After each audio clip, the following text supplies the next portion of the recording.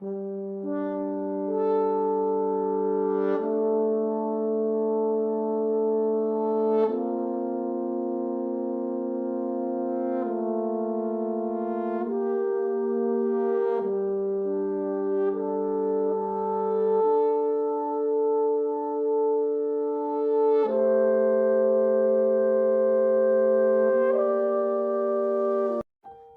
शुक्ला 35 सालों से लगातार ज्योतिष सिखाने का काम कर रहे हैं। आचार्य जी के बात करने का तरीका स्वीटनेस और सरलता के साथ ज्योतिष की प्रस्तुतिकरण मनमोहक है। इनके द्वारा सिखाए हुए ज्योतिषी देश विदेश में फैले हुए हैं। ज्योतिष के क्षेत्र में आचार्य शुक्ला जी की रिसर्च सराहनीय है। प्रस्तुत है आचार्य शुक्ला जी की ज्योतिष क्लास। इसी के साथ आपसे अनुरोध है कि अगर आप इस चैनल पर नए हैं तो सब्सक्राइब कीजिए, लाइक कीजिए और शेयर कीजिए। तो दोस्तों, आज हम चर्चा करेंगे कि मिथुन लगन के अंदर राहु देव कैसा रिजल्ट देते हैं।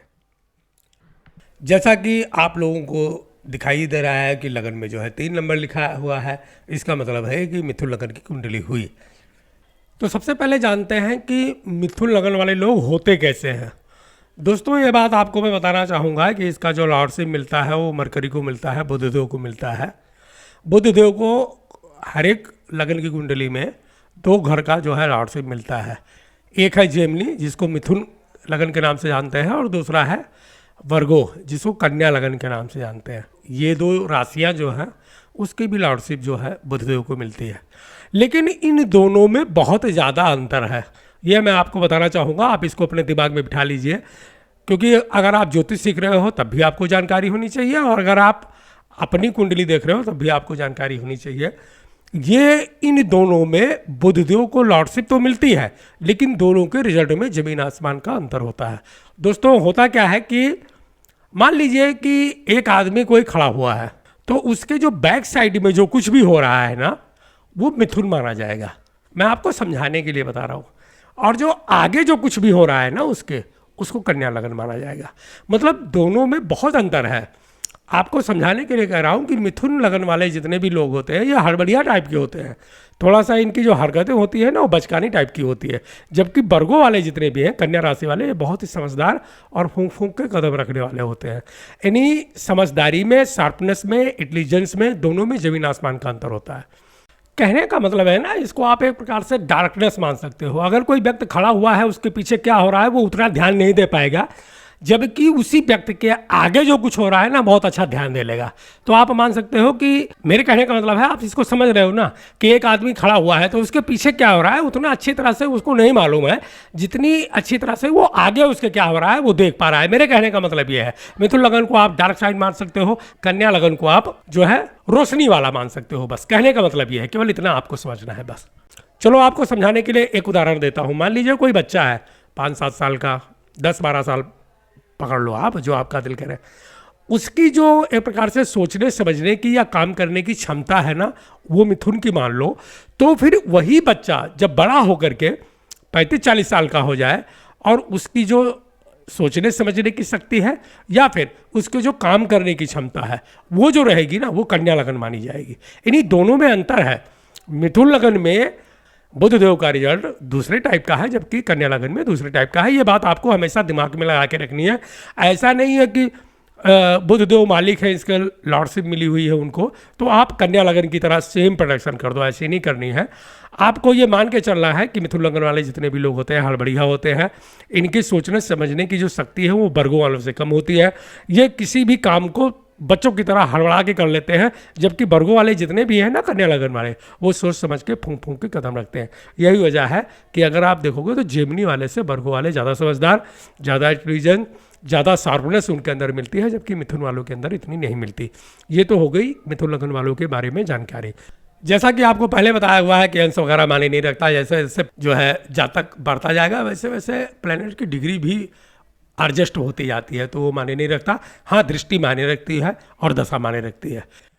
तो जैसा कि मैंने आप लोगों को बताया हुआ है, अब दृष्टि अगर देखी जाए तो राहु देव की 3 दृष्टियाँ होती हैं, क्योंकि गुरु की जो दृष्टि होती है गुरुदेव ने इनको वही दृष्टियाँ प्रदान कर रखी है। तो 5, 7 और 9 यानी 5वीं, 7वीं और 9वीं 3 दृष्टियाँ होती हैं। और राहु देव एक ऐसे प्लैनेट हैं कि ये कभी न्यूट्रल नहीं होते। ये या तो अच्छा करेंगे या फिर बुरा करेंगे, लेकिन कुछ ना कुछ करेंगे जरूर। ये चुपचाप बैठते नहीं है, खासकर अपनी महादशा या अंतरदशा में तो दिल खोल के रिजल्ट देते हैं। ज़्यादातर लोगों की कुंडली में राहु देव को निगेटिव रिजल्ट देते हुए देखा गया है। इनको दंड का कारक भी माना गया है। तो ये आदमी को पका के तपा के एकदम बिल्कुल समाज में जीने लायक बना करके छोड़ते हैं। ये मैंने जब प्लेनेट के बारे में बताया था तो उस क्लास में मैंने आपको बताया था। आप चाहें तो ये पुराना वीडियो जो हमारा प्लेनेट का है उसको देख सकते हैं। उसमें सभी प्लेनेट के करैक्टर के बारे में मैंने बताया हुआ है। अब बात को लंबा ना करते हुए सीधा आप मुद्दे पे आते हैं और देखते हैं कि अगर राहु देव पहले घर में बैठेंगे तो कैसा रिजल्ट देंगे। परफेक्ट रिजल्ट देंगे दोस्तों। यहाँ पे पहले घर में जब मिथुन लगन में राहु देव बैठेंगे तो ऐसा जो है जातक वो बड़ा शार्प माइंड रहेगा, समझदार रहेगा, बहुत ही तेज तर्रार और लोगों को भांपने वाला रहेगा। तो यहाँ पे रिजल्ट बहुत अच्छा हो गया। पश्चिमी दृष्टि सीधा पश्चिमी घर में जाएगी तो प्लानिंग बहुत ज़बरदस्त रहेगी। ज़बरदस्त क्या रहेगी, ऐसा जाल बुंदेगा कि उसमें से निकलना, विरोधियों को निकलना मुश्किल हो जाएगा। मतलब खतरनाक टाइप की उसकी प्लानिंग होगी। तो बहुत अच्छा रिजल्ट रहेगा वो। 7वां घर जो है दूसरी दृष्टि जाएगी। 7वां घर बिजनेस का होता है, पार्टनरशिप का होता है, वाइफ का होता है। तो वो लोग भी अंडर कंट्रोल ही रहेंगे। कोई भी मतलब अपनी मन मर्जी का काम नहीं कर सकता। ये पूरा कंट्रोल रखेंगे अपने सहयोगी के ऊपर, अपने पार्टनर के ऊपर। कुल मिला जुला के देखा जाए तो यहाँ पे राहु देव परफेक्ट रिजल्ट देंगे, क्योंकि वो बिल्कुल डगमगाने नहीं देंगे किसी भी चीज़ को, ना बिजनेस को और ना ही दाम्पत्य जीवन को। बहुत ही अच्छी तरह से उसको मेंटेन करेंगे और अच्छी तरह से खुशहाल तरह से जो है जीवन व्यतीत कराने की कोशिश करेंगे। तीसरी दृष्टि जो है 9th हाउस में जाएगी तो आदमी कहीं ना कहीं धार्मिक होगा। पिता से उसकी बड़ी अच्छी जो है समन्वय रहेगा, बनेगी। पैतृक संपत्ति भी मिलेगी। लक को लेकर के लकी हो जाएगा, भाग्य साथ देगा, किस्मत साथ देगी। राहु देव जब भी मिथुन लगन की कुंडली में पहले घर में बैठेंगे, इनको कुछ विद्वान ज्योतिषी यहाँ उच्च का मानते हैं, तो ये रिजल्ट अच्छा देंगे।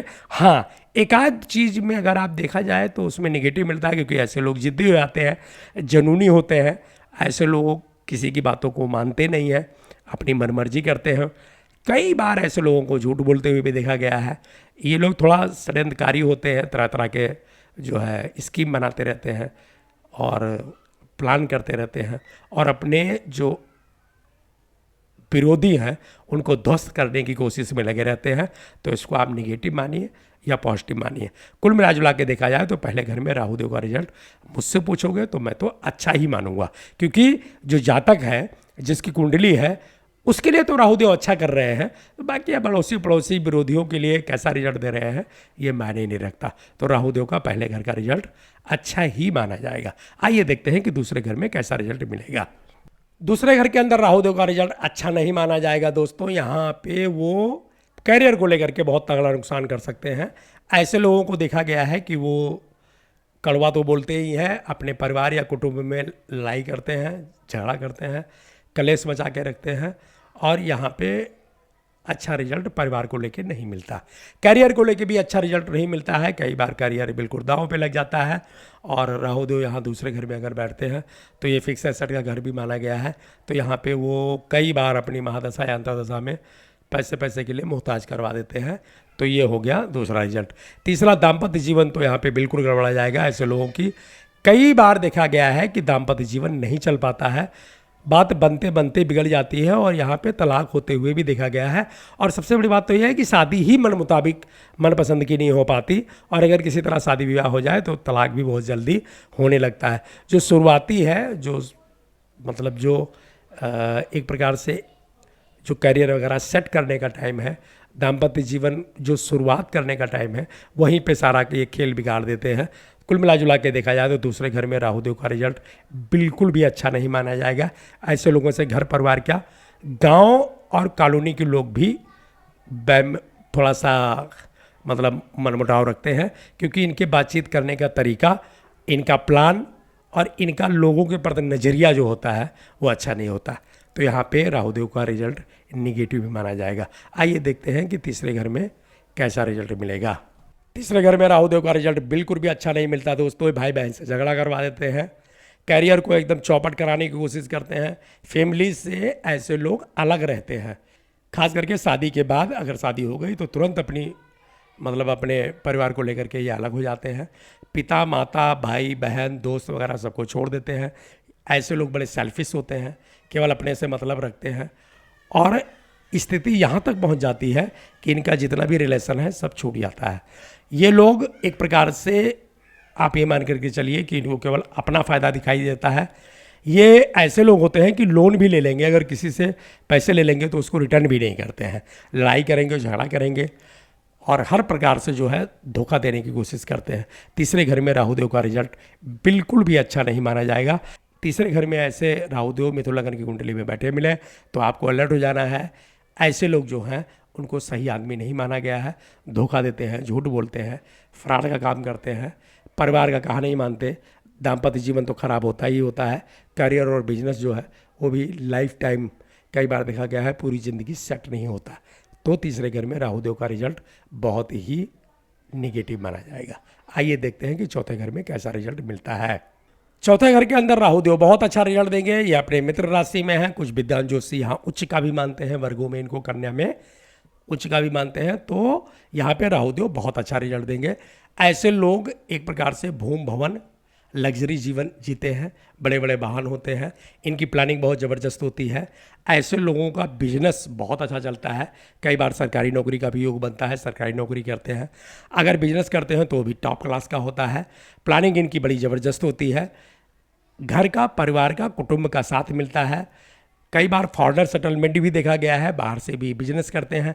हर प्रकार से इनकी इच्छा पूर्ति होती है। इनके सामने बड़े से बड़े बिजनेसमैन भी घुटने टेक देते हैं, क्योंकि चौथे घर में राहुदेव हैं तो सीधी दृष्टि जो है उनकी साथ हुई वो 10th हाउस में पड़ती है। तो दैनिक जीवन, बिजनेस, व्यवसाय और सब कुछ यहाँ पे बहुत अच्छी तरीके से चलता है।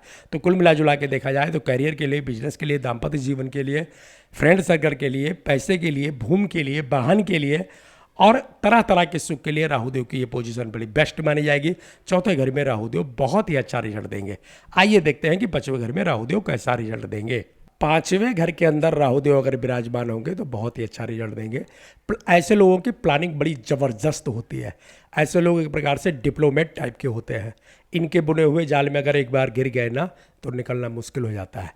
बड़े बड़े जो एक प्रकार से जो ऑफिसर होते हैं, चाहे वो आप गुप्तचर मान लो, जासूस मान लो या कुछ भी मान लो, उनके जो है 5th हाउस में राहुदेव देखा गया है।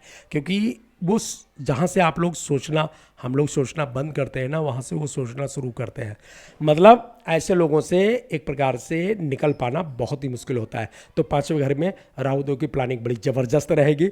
ये बहुत ही अच्छा रिजल्ट हो गया। पांचवें घर से जो है शेयर मार्केट देखते हैं, इन्वेस्टमेंट देखते हैं, बैंकिंग देखते हैं, तो यहाँ पे भी राहुदेव को शेयर मार्केट का, लॉटरी का, सट्टे का कारक माना गया है। तो जिनका भी राहु या गुरु पांचवें घर में होता है, ऐसे लोगों को शेयर मार्केट में बहुत ही अच्छा लाभ होता है, इन्वेस्टमेंट में बहुत अच्छा लाभ होता है, म्यूचुअल फंड में बहुत अच्छा लाभ होता है। तो राहुदेव यहाँ पे उस क्षेत्र में भी, इन्वेस्टमेंट के क्षेत्र में भी बहुत अच्छा लाभ कराएंगे। राहु यहाँ पे, राहुदेव अगर पांचवें घर में विराजमान है, ऐसे लोग उच्च शिक्षा कर लेते हैं। पढ़ने लिखने में भी राहुदेव एक प्रकार से यहाँ पे बहुत ही सपोर्ट करते हैं। तो यहाँ पे कई बार लोगों को कई डिग्री और डिप्लोमा मिलता है। मतलब उच्च क्वालिफिकेशन यहाँ पे हो जाती है उनकी। तो पढ़ाई लिखाई के लिए भी बहुत अच्छा है। पांचवें घर पे राहुदेव बैठे हुए हैं तो इनकी सातवीं दृष्टि सीधे 11th हाउस में पड़ती है। तो 11th हाउस जो है इच्छा पूर्ति का होता है।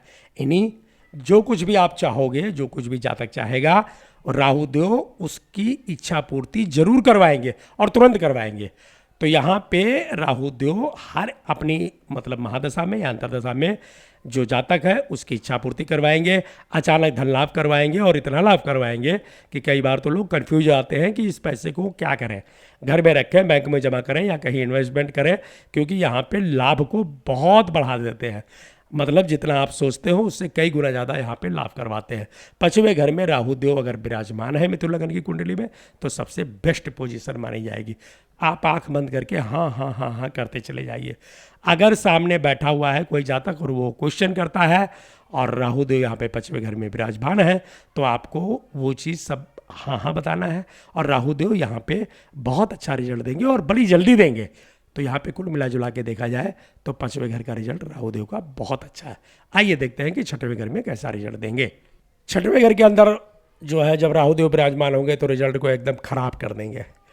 यहाँ पे 2-3 रिजल्ट मिलता है। एक तो ऐसे लोग जो है वो बीमार रहेंगे, कोई ना कोई बीमारी लगी रहेगी और जीवन भर उसका जो है इलाज चलता रहेगा, पहला।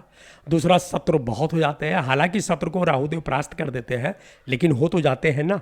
और तरह तरह का अपमान, कलंक और जो है कोर्ट कचहरी का सामना करना पड़ता है। छठवें घर में जब भी राहु देव बैठेंगे तो शत्रु पे तो भारी पड़ेंगे, लेकिन कैरियर को लेकर के या बिजनेस को लेकर के यहाँ पे नुकसान करवा देते हैं, यहाँ पे अच्छा रिजल्ट नहीं देते हैं। ऐसे लोगों को देखा गया है कि उनका कैरियर बहुत मतलब लंबे समय तक सेट ही नहीं हो पाता। कई बार 40, 42 और 45 साल का उम्र हो जाती है और वो अपने कैरियर में ही सेट नहीं हो पाते। उनको पता ही नहीं चलता कि हम ये करें कि वो करें और कन्फ्यूज रहते हैं। तो यहाँ पे ये नेगेटिव रिजल्ट हो गया। शत्रु को तो परास्त कर देते हैं, लेकिन शत्रु बहुत ज़्यादा होते हैं तो ये अच्छी बात नहीं मानी गई है। तो यहाँ पे वो रिजल्ट भी निगेटिव ही माना जाएगा। ऐसे लोगों को कई बार बैंक डिफाल्टर होते हुए भी देखा गया है। ये लोग लोन लेते हैं और बाद में इनकी प्रॉपर्टी गिरवी हो जाती है या फिर प्रॉपर्टी बिक जाती है, तो वो भी अच्छा नहीं है। कुल मिला जुला के देखा जाए तो छठवें घर में राहु देव जो है वो डिफाल्टर करवा देंगे, लोन करवा देंगे, ज़मीन जायदाद को तो गिरवी करवा देंगे। कई बार बिकने की भी नौबत आ जाती है। कैरियर को वो एकदम ख़त्म करने की कोशिश करते हैं। कई बार जो है हैंड टू माउथ वाली स्थिति कर देते हैं।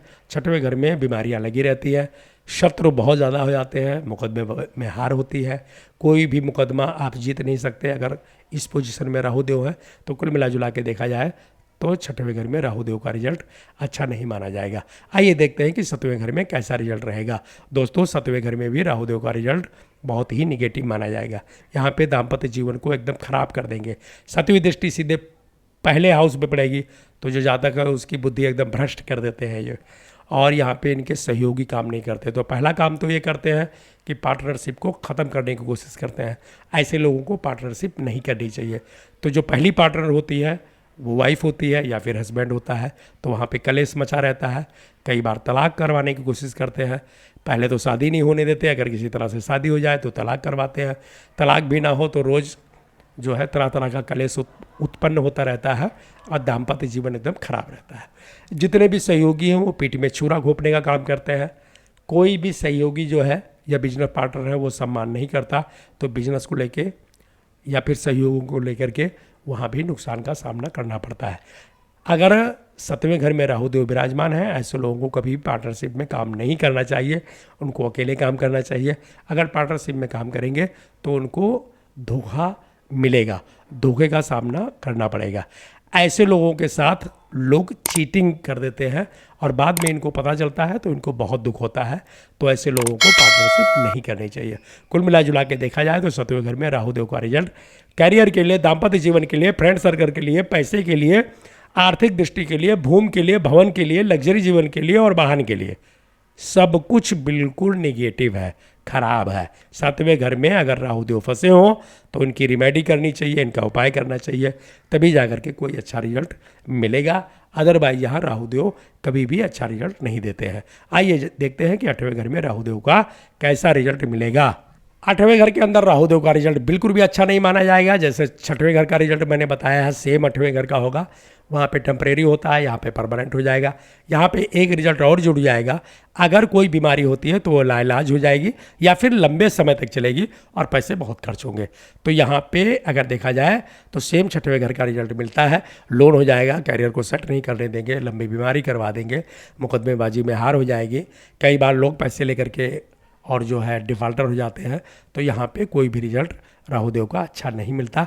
खासकर उनकी महादशा या अंतरदशा में राहु देव यहाँ पे बहुत तगड़ा निगेटिव रिजल्ट देते हैं।